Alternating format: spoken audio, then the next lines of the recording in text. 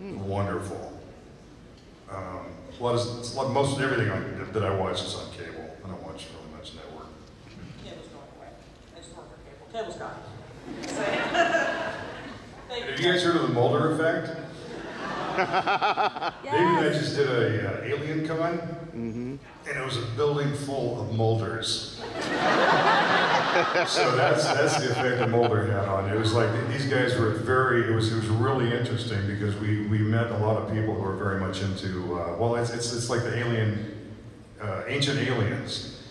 It is those guys, you know. So I mean, it was like really, literally, it was a convention full of Mulders. It was incredible to talk to these people because it's some of the stories and some of the things that they've experienced is pretty interesting. So, I mean.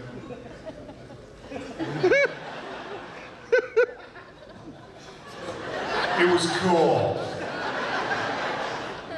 Well, thank you guys. Thank you. Let's go to the question here. Hi, I have a question that you've probably heard a million times, basically about the chemistry between David Duchovny and Gillian Anderson. You guys are just magic on the screen, whether you're playing Mulder and Scully or even as yourselves on different TV shows or talk shows, like the Jimmy Kimmel panel is legendary. So I was just wondering if you guys are planning to do something else together. Never? That's really. I don't know. Everybody's very interested in words like always and never. I'm less interested in that. I don't know, never. No plans on doing anything, but I don't know. Yeah, because I just wanted to say, it is really, really magical seeing you guys. Like, to me, it's like watching Stephen Colbert and Stewart doing something together, or watching Virtue and Moore on the stage, or skating together. Like, whatever you guys do together, whether it's Mulder and Scully or separately, just even as yourselves talking to each other, you can see like the chemistry and the love and you guys, the history you guys together. And I just wanted to thank you for that, for 25 years of showing us and sharing it with us. Woo. Thank you. Any question over here? Hi, I have a question for David. I was wondering, I heard that you originally wanted to complete a PhD in English, and I was wondering what drew you to acting instead. That's true. I was in graduate school on my way to get a PhD in English literature, and I was also interested in writing, and then I started writing poetry, and that was crap. My poetry was crap. And then I was thinking about other ways that I could be more collaborative or get out of my room. I was just sitting in my room writing, so I was thinking, oh, playwriting. And I was at Yale, there's plays everywhere, and they always needed actors. There were just too many productions going on around campus and in New Haven, and they just always had a chronic shortage of actors. So I got to know some of the playwrights as I was working with them, trying to write plays, and then they always needed actors, and I just kind of felt that if I was going to write plays, then I should probably know what it's like to try and stand on stage and say those lines. So it was really kind of an ass-backwards way to getting into acting. Well, thank you. How did you guys walk into acting? William, did you always want to be an actor? No, I didn't always want to be an actor. I wanted to be an actor when I was a kid, and then I later found out that acting was too easy, so I decided to be a director. But I started acting because I was my cousins, half a generation older than I, ran a summer theater company in Ontario, and before they went north in the summer, they rehearsed in our basement. My family's basement. And they were doing a play called Portrait in Black, and they needed a kid for it, and I was handy. So they brought me in, and I did that, and then I did, every summer I did gradually larger roles. I did the Browning version and the Winslow Boy and various things, and thought that was pretty cool. And I hate to date myself, but I did quite a lot of radio drama as a child. We did not have television at the time in Toronto. We were watching this building go up called the Television Building, but it wasn't up yet. And so I worked quite a bit as a child actor. And then, as I say, when I got to university, I decided that was kind of childish, and I should really become a director. And then many, many years later, as a director, I decided I should do more acting to see what and learn more about acting. And then I started acting again, and then I stopped directing as much. Somebody else should talk. That's too long. You had a teaching school though in Vancouver. Yes. You taught acting. I taught acting here in Montreal because I was the director of the English acting section of the National Theatre School here in Montreal in the late 60s. And I'd been teaching in England before that. That's why they brought me over to do that. And then, subsequently I started my own school in Vancouver and have done a lot of teaching of acting. Did you meet Peter Cullen? Was Peter Cullen one of your students? Because I know he went to the National Theatre School. Peter Cullen, the voice of Optimus Prime. No. No? No, I was probably before his time. Okay. How about you, Mitch? How did you get into? I started doing theater in high school, and I was doing musical theater. And actually, I was an athlete, and then I took a music class, a choir class, and the teacher got me heard that I could sing, and she got me up to sing Maria from West Side Story, and I ended up playing Tony in West Side Story, and I had the greatest time of my life doing that. And then I had a whole other career before I went back into acting. But I started doing theater in Texas, and the first time I got back on stage and getting that immediate response was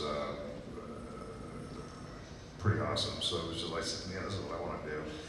And so I just started doing theater in Austin. Fantastic, thank you.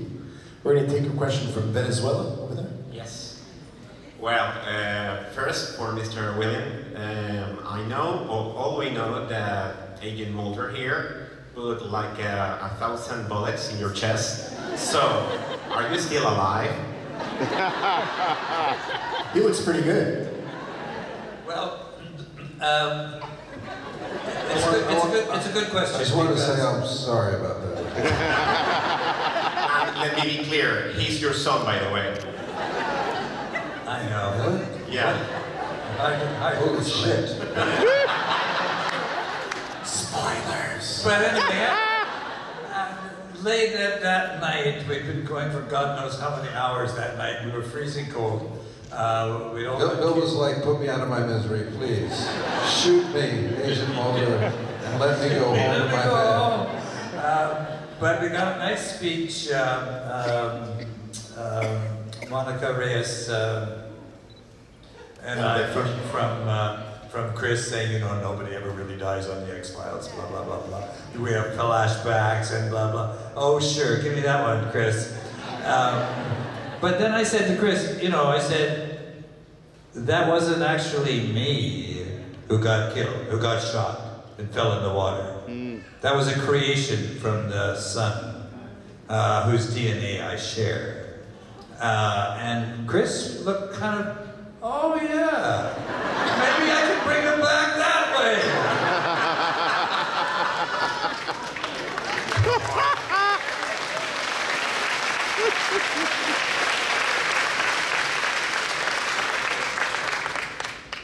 Where am I? Where's the real you? Where was I when that was happening, you mean? Where did he go? Listen, I survived a rocket attack. I can survive. Yeah. Well, and finally, for Mitch and Mr. Duchovny here, I just would like to say thank you for all. I came from Venezuela technically to see you guys. So Thank you so much, dude. thank you to you.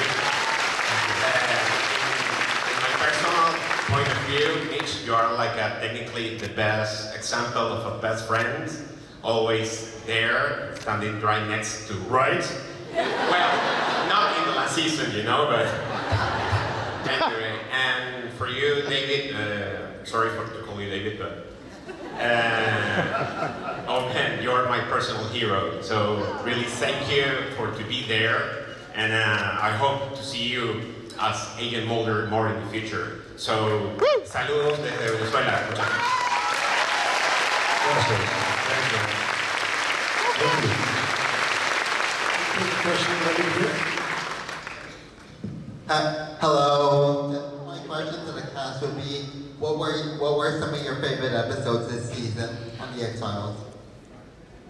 This last season? Yeah. Well, my favorites were the two that I was in. I'll go along with that. I must have to say Kitten. My favorites were the ones that Bill was in, too.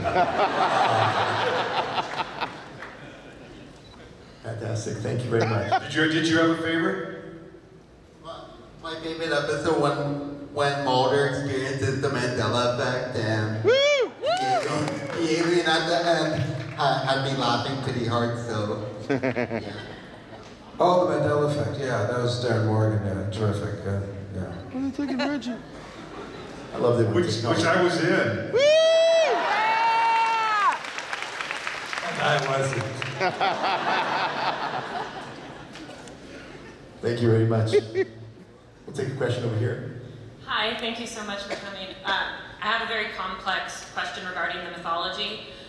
So, after we find out that Mulder and Scully are having another baby, at the shotgun wedding, will it be a courtroom wedding, a church wedding, or a Vegas wedding? And will Skinner be officiating? Well played.